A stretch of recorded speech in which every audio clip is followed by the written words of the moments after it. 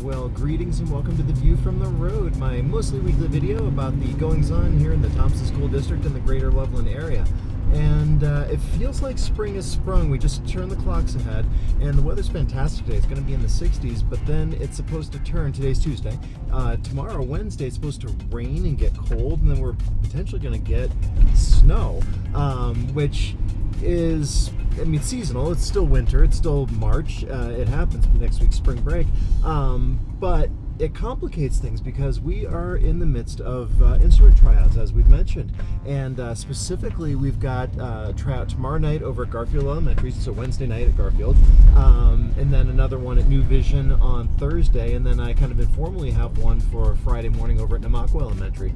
And if we have weather problems and we miss out on these, then that becomes an issue because we need to reschedule this stuff. And it's important that we convey the value of participating in music, how much fun it is, how it's an activity for a lifetime, so on and so forth. Because I always talk about how music making to me is kind of like crime, that you need motive, means, and opportunity. And means, of course, is stuff, instruments, gear, that kind of thing. Opportunity is performances.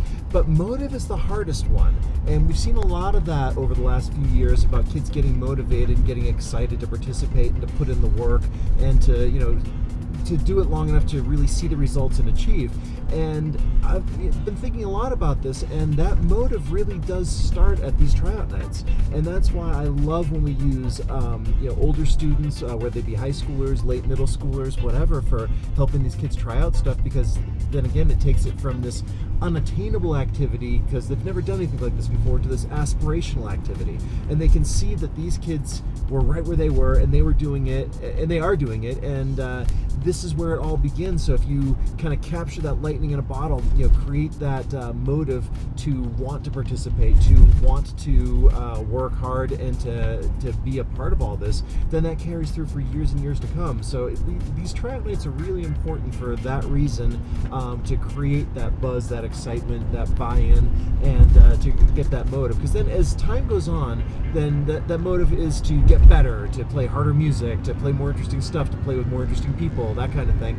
And then the opportunities, of course, are the performances, and the teachers are doing a great job with that. There's a round of concerts going on now before spring break, which is next week, and then there'll be more to close out the school year in just a couple short months.